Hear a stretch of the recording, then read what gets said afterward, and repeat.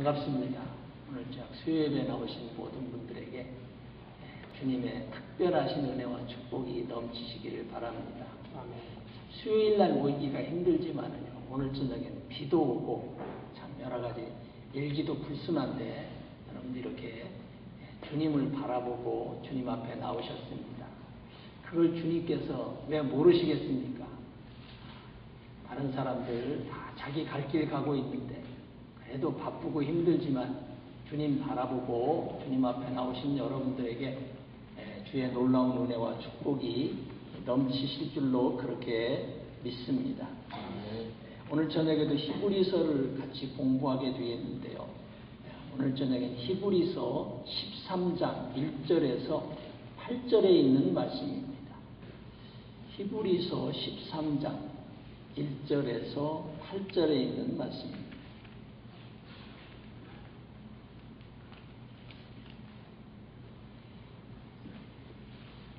제가 가지고 있는 성경 368페이지에 있습니다. 히브리서 13장 1절에서 8절에 있는 말씀입니다. 하나님이 나에게 주시는 말씀이다 이렇게 믿으시고 우리 다 함께 한 목소리로 같이 읽도록 하겠습니다. 형제 사랑하기를 계속하고 손님 대접하기를 잊지 말라. 이로써 부지 중에 천사들을 대접한 이들이 있었느니라. 자기도 함께 갇힌 것 같이 갇힌 자를 생각하고 자기도 몸을 가졌은즉 학대받는 자를 생각하라. 모든 사람은 혼인을 귀히 여기고 침소를 더럽히지 않게 하라. 음행하는 자들과 간음하는 자들을 하나님이 심판하시리라. 돈을 사랑치 말고 있는 바를 족한 줄로 알라. 그가 친히 말씀하시기를 내가 과연 너희를 버리지 아니하고 과연 너희를 떠나지 아니하리라 하셨느니라. 그러므로 우리가 담대히 가로되 주는 나를 돕는 자시니 내가 무서워 아니하겠노라. 사람이 내게 어찌하리요 하노라. 하나님의 말씀을 너희에게 이루고 너희를 인도하던 자들을 생각하며 저희 행실의 종말을 주의하여 보고 저희 믿음을 본받으라. 예수 그리스도는 어제나 오늘이나 영원토록 동일하시느니라. 아멘. 오늘 저녁에는 본문에 있는 말씀을 가지고 본받을 신앙생활이라는 제목으로 말씀을 드리고 함께 은혜를 나누려고 합니다. 지난주에는요, 그리스도인들이 두려워해야 할 것 3가지를 말씀을 드리고 함께 은혜를 나눴습니다. 우리 크리스찬들은요, 신앙생활하면서 세상을 두려워해서는 안 됩니다. 하나님이 항상 우리에게 하시는 말씀은 너희는 두려워 말라 이렇게 말씀하시는 것을 볼 수 있습니다. 어느 신학자가 성경에 나와는 두려워하지 말라는 말을 세어보니까 365번이나 나왔다고 합니다. 그 이유는 우리 인간들이 세상에 나가서 날마다 두려워하니까 날마다 두려워하지 말라고 365번씩이나 하나님이 말씀하셨다. 이렇게 말씀한 분도 있습니다. 우리가 이 세상에서 실패하는 원인은 바로 세상을 두려워하기 때문에 그렇습니다. 사람을 두려워하고 환경을 두려워합니다. 그러나 우리는 그런 것들을 두려워해서는 안 됩니다. 왜냐하면 하나님이 우리와 늘 함께 하시기 때문에 그렇습니다. 우리와 함께 하시는 하나님은 세상에 있는 이보다 크다. 그러니까 내가 세상보다 클 수 있다는 그런 믿음을 가지고 여러분들이 세상을 사셔야 합니다. 그런데 성경은 또 대신 우리가 두려워해야 할 것이 3가지가 있다. 히브리서는 그렇게 이야기합니다. 그 3가지가 무엇이냐 하면 히브리서 12장에 나와 있는데, 첫째는 내가 은혜에 이르지 못할까 두려워하라는 거예요. 하나님은 여러분들에게 은혜와 축복을 주셔서 그 은혜 아래서 신앙이 성장하고 복을 받기를 원합니다. 하나님은요, 우리에게 복을 주시기를 원하시는데 먼저 은혜부터 주시기를 원하세요. 그러니까 복 받으려면 은혜부터 받아야 돼요. 그래서 영혼이 잘 되면 범사가 잘 되고 강건해진다고 그러지 않습니까? 근데 사람들은 은혜는 받을 생각 안 하고 복부터 받으려고 해요. 그러면 하나님께서 복을 주시지 않습니다. 그러니까 그런데 내가 받은 은혜도 잃어버리는 사람들이 너무나 많이 있어요.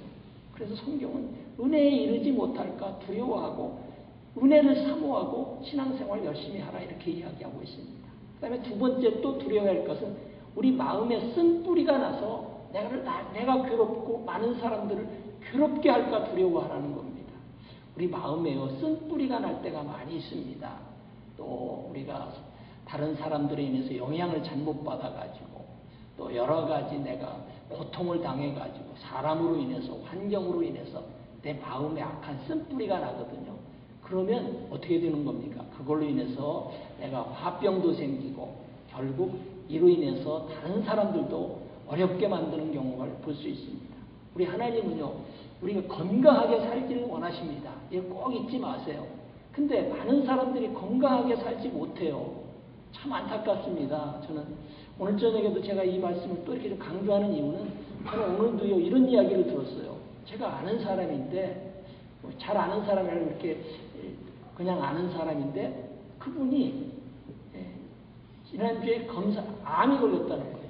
췌장암이. 그것도 스테이지가 아주 많은가 봐요. 그러니까 얼마나 참 마음이 분해요.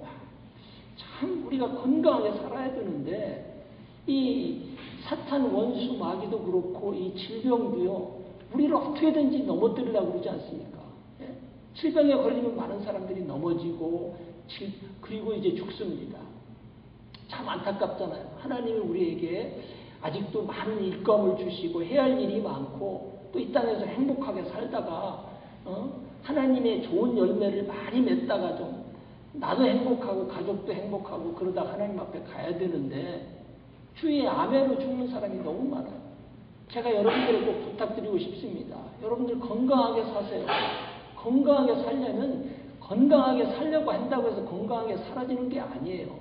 성경에 건강하게 사는 방법을 우리에게 제시해주고 있습니다. 그 말씀대로만 살면 틀림없이 건강해요. 자, 처음에 우리가 건강하게 살려면 마음에 화평이 있어야 돼요. 평강이 있어야 돼요. 잠언서 14장 30절에 보면 오늘 잠언서 14장을 읽다가 보니까 30절, 오늘 14일이 아닙니까? 30절에 뭐라고 해요? 마음의 평강은 육신의 생명이라는 거예요. 여러분이 육신의 생명 건강하게 살려면 마음이 평안해야 돼요. 마음. 영혼이 은혜 받아가지고 기쁘고 감사하면 육신도 강건하게 돼 있어요. 근데 마음에 자꾸 쓴뿌리가 나는 거예요. 뭐 회사 일로 무슨 뭐 사람 일로 무슨 자녀 일로 이 마음에 고통이 오기 시작하면 결국 그것이 육체에 나쁜 영향을 줘가지고 질병이 시작하게 되는 거예요. 질병은 하루아침에 생기는 게 절대로 아닙니다. 처음에 마음에는 쓴뿌리가 나기 시작해요. 이 쓴뿌리가 났을 때 바로 회개하고 우리가 마음의 평안을 갖는 것이 매우 중요해요. 마음의 평안을 가지려면 제가 지난주에도 설교에 말씀을 드렸습니다. 십자가의 베네핏에 대해서. 베네핏의 첫 번째가 뭐냐면 평안을 주시는 거예요. 그게 왜냐? 그 평안을 얻어서 천국을 이루고 살고 평안을 얻어야만 건강하게 살 수 있지 않습니까? 그래서 평안을 얻기로 제가 대신 예수님이 징계를 맡아주셨어요. 마음에 고통을 당하고 시련을 당하고 그리고 우리 보고는 건강하라는 거예요. 내가 다 맡아줄 테니까. 그래서 마음의 평강을 누리려면 십자가 바라보고요. 십자가 앞에 모든 것 내려놓으셔야 됩니다. 내려놔요. 그걸 붙잡고 있지 마세요. 내려놓으면은 하나님이 받아주세요. 그래서 베드로전서 5장 7절에도 보니까 이렇게 말씀하고 있어요. 너의 염려, 근심, 걱정 다 내게 맡겨버려라. 이는 주께서 너를 번거해. 주께서 아주 번거하시는 거예요. 좀 내려놓아라. 제발 좀 나한테 맡겨라. 그리고 그것 가지고 고통스럽게 살지 말아라. 하고 주님은 우리에게 그렇게 부탁을 하세요. 내려놓으세요. 그러니까 저는 우리 교인들이 정말로 저도 건강하기를 원하지만 우리 교인들 건강하기를 원합니다. 매일 그렇게 힘쓰고 기도합니다. 건강도 하고 사업도 좀 번창하고 직장에 나가서 직장에서도 하고 가정도 평안하고 자녀들도 좀 잘 되게 해달라고. 우리 교인들이 나는 그렇게 될 줄로 그렇게 확실히 믿습니다. 그러니까 마음의 평안을 얻을 수 있는 방법은 여러분들이 가지고 있으면 평안을 못 얻어요. 다 내려놓으세요. 그러면 하나님께서 위로와 평안을 여러분들에게 주시는 거예요. 그런데 평안을 가지고 있으면 어떻게 해요? 그러면 감사하잖아요. 그럼 어렵고 힘든 것도 이길 수 있고 여러분들이 이 땅에서 건강하게 살 수 있다는 사실을 여러분 아시기를 바랍니다. 마음의 평강, 화평은 육신의 생명이다. 그리고 모든 걸 맡겨버리면 하나님께서 받으시고 그 다음에 우리에게 주시는 것이 뭐예요? 평안을 주신다. 이렇게 말씀하고 있습니다.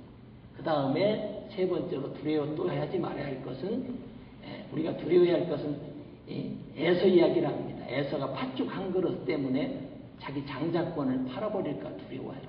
우리가 세상 물질 때문에 하나님이 주시는 축복을 우리가 잃어버릴 경우도 있다는 거예요. 그럴까봐 두려워하라는 것입니다. 오늘 저녁에는요, 본받을 신앙생활이라는 제목으로 말씀을 드리려고 합니다. 우리가 본받을 신앙생활을 어떻게 하면 잘할 것인가, 이런 거예요.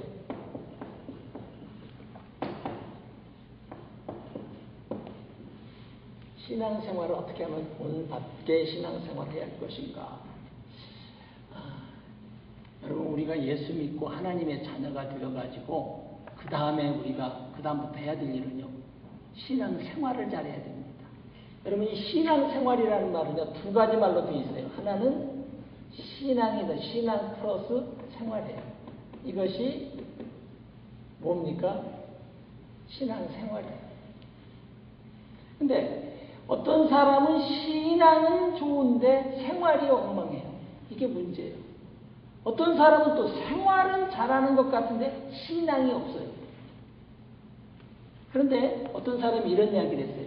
미국 사람들은요, 신앙은 개떡 같은데 생활은 잘한다는 거예요. 우리가 많이 그걸 보지 않습니까? 그 이유가 있습니다.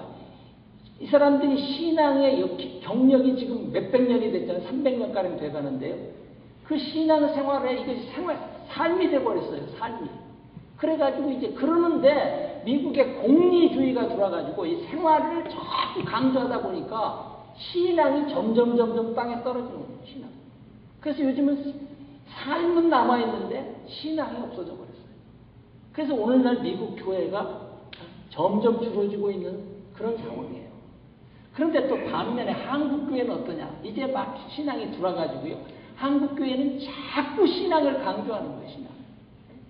믿음이 좋아야 한다. 성령 충만함 받아야 된다. 신앙이 좋으면 삶이 좋아져야 된다. 그런데 진짜 우리가 신앙이 좋아지면 삶이 좋아지게 돼 있습니다.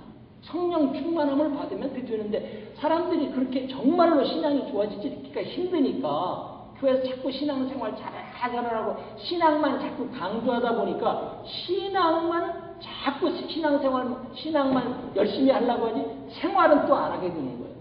이게 문제예요. 그래서 한국 교인들은 신앙은 좀 잘 믿는 것 같은데 생활이 또 엉망이다. 그렇게 이야기하는 분도 있습니다. 성경도 이렇게 나와 있습니다. 성경도 여러분들이 쭉 보시면 성경의 모든 그 서신서들이나 보면은 제일 앞부분에 뭘 이야기하느냐면 항상 신앙에 대해서 이야기해요. 신앙. 이걸 우리는 교리 부분이라고 합니다. 예를 들어서 이제 오늘 히브리서 지금 13장까지 있어요. 근데 히브리서 1장에서 12장까지는 뭐에 대해서 이야기하고 있느냐? 신앙에 대해서 이야기하고 있어요. 신앙. 교리 부분입니다. 이게 교리. 뭐 구원을 어떻게 받고, 뭐 천사들은 어떻게 있고, 뭐 성령이 어떻게 도와주고, 뭐 이거 다 교리 부분인 거예요. 성령의 열매는 어떻게 맺고.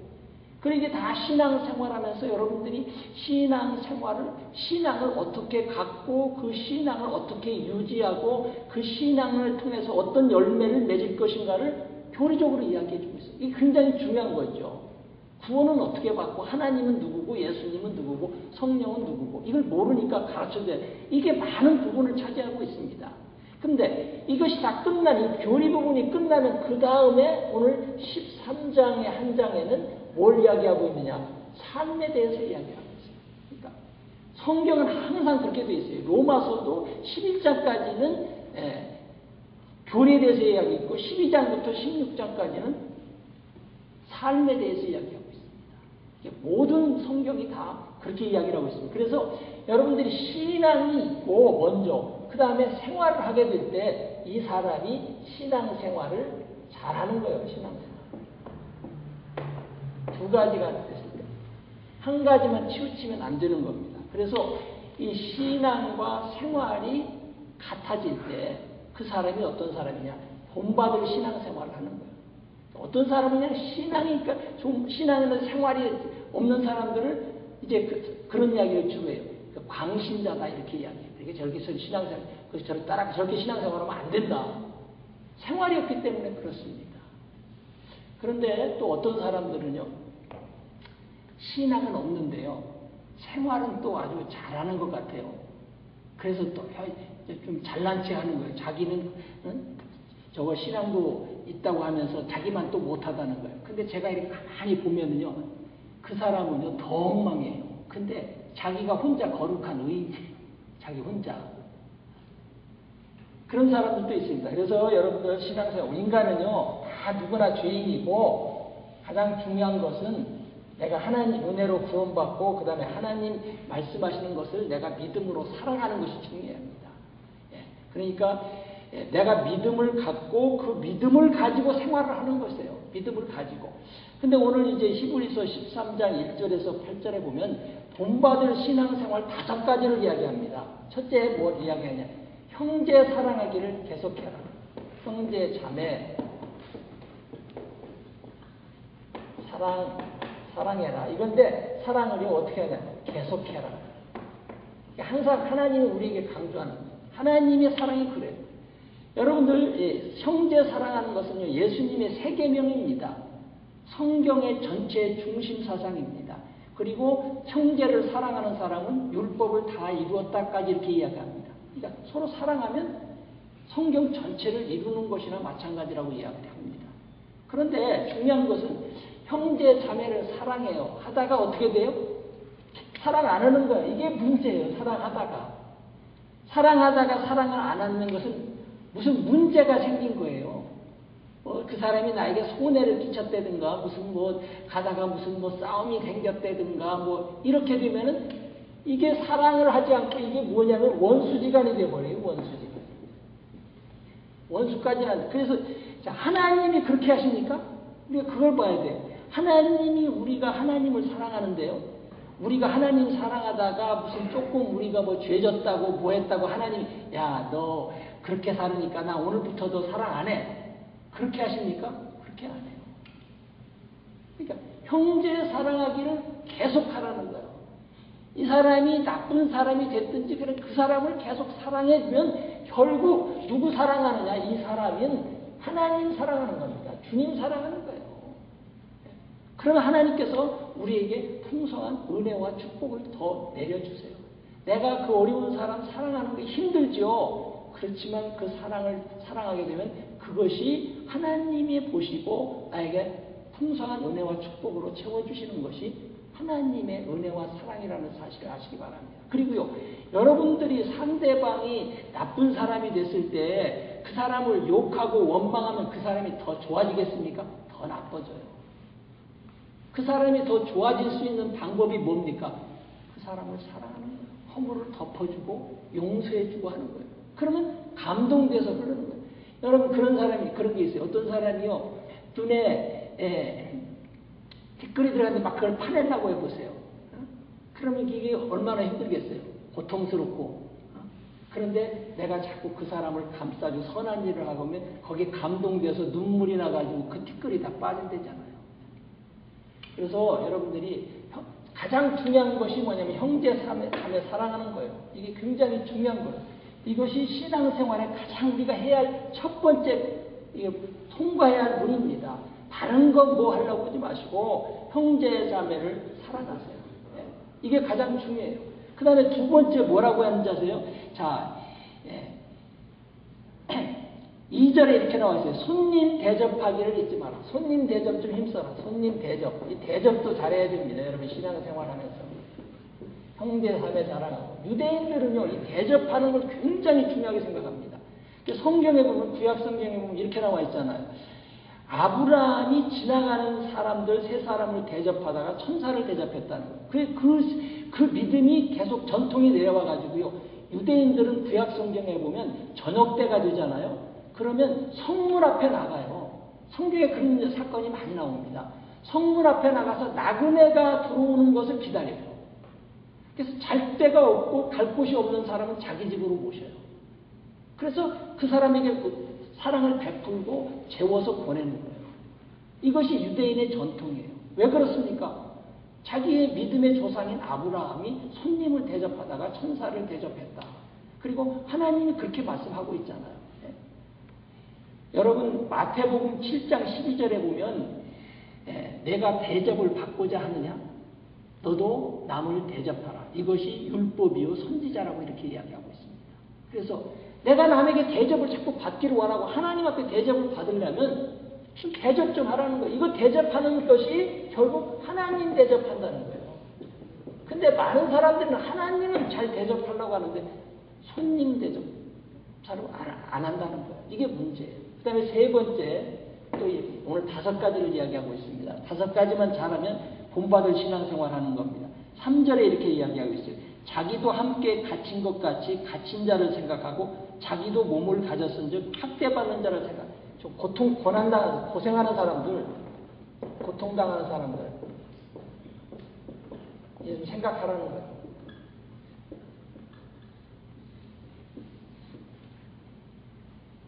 성경은 뭐라고 이야기하고 있는지 아십니까? 팔복 중에 내가 긍휼을 받기를 원하면 긍휼을 베푸는 자가 복이 있나니 저희가 긍휼히 여김을 받을 것이요 이렇게 말씀하고 있어요. 그 다음에요 또 뭐라고 야고보서는 이렇게 이야기해요. 내가 긍휼을 베풀지 아니하면 너도 긍휼이 없는 심판을 받게 된다. 이렇게 이야기합니다. 하나님은 여러분과 저를 긍휼히 여기시잖아요. 얼마나 긍휼히 여기십니까? 오늘 좀 도와주기를 원하고 축복하기를 원하고 회복시켜주기를 원하고 하나님의 이것이 사랑이고 하나님이 여러분들을 향해서 베풀고자 하는 그 하나님의 마음입니다. 근데 이것이 바로 우리도 이렇게 고생할 때가 있다는 거예요. 앞으로도 모르겠고 그래서 너희도 몸을 가졌고 너희도 갇힌 자가 될 것 같으니까 너희도 이런 사람을 좀 생각하고 이 사람들에게 뭐냐면 긍휼을 베풀어요. 긍휼. 이 미국 사람들이 잘하죠. 그러면 긍휼을 또 우리에게 주신다는 거예요. 하나님이. 자꾸 내가 그냥 나만 복을 받으려고 하면은요 절대로 복을 오지 않습니다. 그거 알아야 됩니다. 복이 우리를 따라와야 되고 그 복은 복의 근원인 하나님이 만들어놓은 복의 원리를 따라서 복이 흘러들어오는 겁니다. 그걸 꼭 아시기를 바랍니다. 그러기 위해서 성경은 뭐라고 이야기하느냐? 고통은 사람들 긍휼히 여기라는. 그 다음에 네 번째요. 가정을 중에 혼인.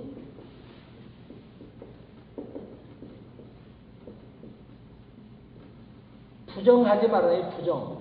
이게 이제 굉장히 문제. 오늘날 이 현대의 문제가 뭐냐면 이 가정이 깨어진다는 겁니다. 가정이 왜 깨어집니까? 불의한 것, 부정을 행하기 때문에 가정이 깨져요. 여기는 이렇게 이야기해요. 침소를 더럽힌다는 거예요.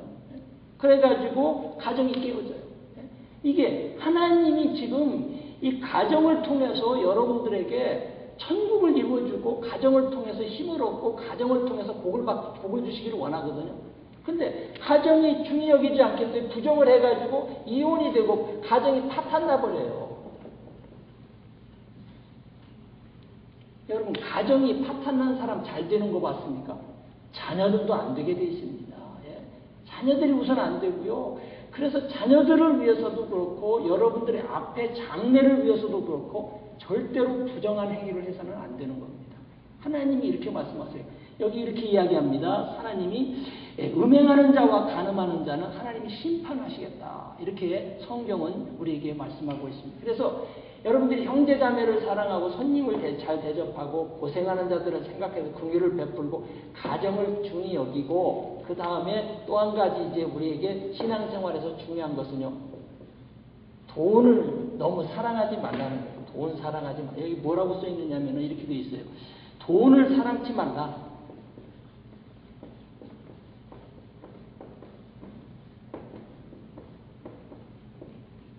여러분 이거 아시기 바랍니다. 돈이 나쁜 겁니까? 좋은 겁니까? 돈은 좋은 거예요. 성경에 보면 돈에 대해서 예수님 참 말씀하시는데 돈이 얼마만큼 좋은 것이냐 하면은요. 잠언서 14장 30절을 보시면 제가 오늘 잠언서 14장 읽다 보니까 잠언서 14장 30절에 24절에 뭐라고 나와 있느냐면 이렇게 나와 있어요. 의로운 사람의 재물은 그의 면류관이다. 이렇게. 면류관. 재물은 내 면류관도 될 수가 있어요. 재물은 하나님의 나라를 확장하는 도구도 될 수 있어요. 우리가 이번에 중국에다 교회를 세우는데도 재물이 있어야 되잖아요. 그 재물이 있었기 때문에 교회를 세울 수가 있는 거예요. 재물이 있었기 때문에 남을 도울 수도 있는 것이고요. 재물이 있기 때문에 내가 이 땅에서 편안한 삶도 살 수가 있는 겁니다. 재물은 굉장히 중요한 거예요. 그런데 재물을 업신여기는 사람은 가난하게 삽니다.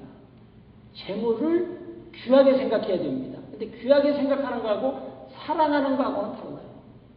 재물을 사랑하지 말고 우리가 재물을 사랑하면 어떻게 되느냐? 그 재물이 우리를 찔른다는 거예요. 자, 우리 성경 한 구절 읽어보겠습니다. 이건 중요한 거니까 디모데전서 6장을 한번 보세요. 여러분들이 잘 아는 성경 구절이 있습니다. 디모데전서 6장. 하나님을 사랑해야지 돈을 사랑하면 안 됩니다. 디모데전서 6장 10절 같이 한번 읽어보겠습니다. 341페이지에 있습니다. 자, 같이 읽겠습니다. 돈을 사랑함이 일만하게 뿌리가 되나니 이것을 사모하는 자들이 미혹을 받아 믿음에서 떠나 많은 근심으로 자기를 찔렀도다. 이 돈을 사랑하게 되면 이게요 어떻게 되느냐? 돈을 사랑하게 되면 돈은 중요한 거라고 말씀했습니다. 근데 사랑해야 할 게 아니고요. 돈이 여러분을 따라와야 됩니다. 돈을 사랑하면 이게 일만 악이 된다는 거예요. 일만 악. 악도요 일만 악이 된다니까 이게 보통 악입니까? 이게 일만 악이 된다는 거예요. 그 다음에 또 어떻게 되느냐? 이것이 사모하는 자들이 미혹을 보다 믿음에서 떠난다. 이게 믿음을 떠나게 해요.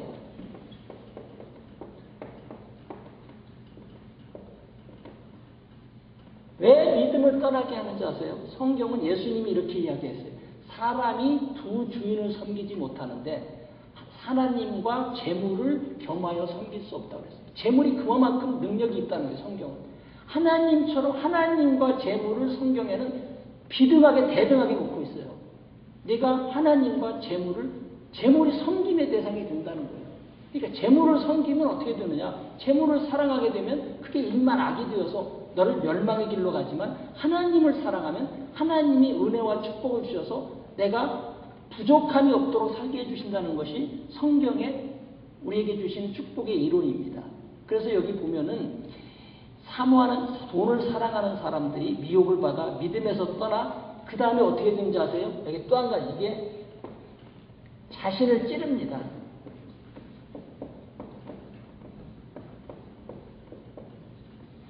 이 돈이요 결국 자신을 찔러버려요. 그러니까 돈이 자기를 찌르는 것이 아니라 돈이 어떻게 되어 있어요? 내 면류관이 되어야 됩니다. 내 면류관. 면류관이 되게 하려면 어떻게 돼요? 그 다음에 이제 여기 6장에 계속 17절, 18절에 이렇게 이야기하고 있어요. 제가 읽어드릴게요. 내가 이 세대를 부한자들을 명하여 마음을 높이지 말고 정함이 없는 재물에 소망을 두지 말고. 재물은요 돌아가는 겁니다. 재물은 정함이 있는 게 아니에요. 소망을 두지 말고 오직 모든 것을 우리에게 후히 주사 누리게 하시는 하나님 앞에 소망을 둬라. 그 다음에 18절에 이렇게 이야기해요. 선한 일을 행하고 선한 사업에 구하고 나눠주기를 좋아하며 동정하는 자가 되게 하라. 19절에 이것이 장래에 자기를 위하여 좋은 터를 쌓아 참된 생명을 쌓는 것입니다. 그래서 돈을 사랑하면 이렇게 되고 대신 하나님을 사랑하면 하나님이 우리에게 필요한 모든 것들을 채워주시고 이 땅에서 멸류관 받게 하신다는 거예요. 그 돈이. 그래서 여러분들 신앙생활 하면서 제가 아는 어떤 사람은요 돈을 참 무시합니다. 그리고 돈 가진 사람들 자꾸 비난하고요. 그러니까 그 사람은요 평생 가난하게 사는 거예요. 네?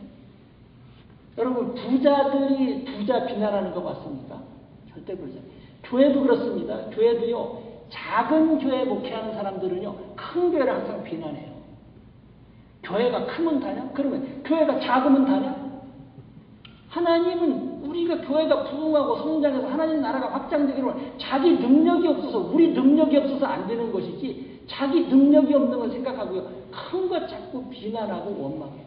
그러니까 뭐 예를 들어서 뭐 한국의 큰 교회들 뭐 기업화됐다 어쩌다고 자꾸 비난하는데 자기 지금 주제 파악을 못하고 있어요. 우리는 그런 것을 보고 그런 사람들을 하여튼 그 사람들은 잘못된 것이 있죠. 다 잘했다는 건 아니거든요. 그렇지만 근본적으로 남이 잘 되는 것을 비난하고 하는 것은 절대적으로 좋은 현상이 아니에요. 우리가 나도 잘 돼야 되겠다는 그런 믿음과 소망을 가지라는 겁니다. 그러니까 아까도 말씀을 드렸어요. 물질이 나쁘다 생각하면 절대로 그 사람은 물질의 축복을 받을 수가 없습니다. 물질이 좋은 것이고 물질을 내가 많이 벌어서 물질을 가지고 하나님 나라를 위해서 많이 쓰고 하나님의 영광을 드러내고 이 땅에서 좀 내가 선한 일에도 구하고 하늘나라에 가서 상급도 받겠다. 그런 믿음과 소망을 가지고 돈을 버세요. 그런데 그 돈을 사랑하지는 마십시오. 돈을 사랑하면은요 절대로 믿음에서 성장할 수 없습니다. 믿음에서 떠나간다고 성경은 이야기하고 있습니다. 그리고 그 돈이 결국은 여러분들을 찌릅니다. 자녀들을 찌릅니다. 가정을 찌릅니다. 그래서 결국 그 돈 때문에 우리가 이 세상에서 망하게 됩니다. 그래서 사랑하는 성도 여러분, 돈 받는 신앙생활은 뭐냐? 히브리서 기자는요 5가지를 형제 자매를 사랑하고 그게 첫 번째예요. 손님 대접자라고 고생하는 자를 생각하고 가정을 중히 여기고 그 다음에 돈을 사랑하지 말라. 그러면서 이렇게 이야기합니다. 결론적으로 하나님은 어제나 오늘이나 동일하시다. 그 말이 바로 여기 끝에 여기 붙여서 8절에 나와요. 전에도 하나님은 이렇게 하셨다는 거예요. 오늘도 이렇게 하실 것이고 앞으로도 이렇게 하실 것이라는 것을 하나님이 여기에다가 말씀을 하신 겁니다. 물론 다른 여러 가지에도 해당이 되는 말씀입니다. 하나님은 어제도 계시고 오늘도 계시고 내일도 계시다는 말도 되는 겁니다. 그러면서 7절에 이런 사람들의 믿음을 본받으라. 그러면서 하나님은 어제나 오늘이나 영원토록 동일하시다. 이렇게 말씀하고 있다는 사실을 여러분들 꼭 기억하시고 저는 오늘 저녁에 수요예배에 참석하신 모든 분들이 정말로 본받을 좀 신앙생활을 좀 했으면 좋겠습니다. 그래서 우리가 여러분들만 그렇게 축복받는 삶을 살면 교회는 부흥되게 돼 있고요. 여러분의 가정이 행복한 가정이 되게 돼 있고요. 자녀들도 잘 되게 돼 있습니다. 그래서 정말로 우리가 이 땅에서 복받는 사람이 될 수 있다는 사실을 꼭 기억하시고 이 본받을 신앙생활 5가지 이걸 좀 잘 하시면 여러분과 제가 이 땅에서 정말로 축복받는 정말로 신앙생활 잘해서 하나님께 영광을 돌려드리는 그런 복된 성도들이 될 줄로 믿습니다. 기도하겠습니다.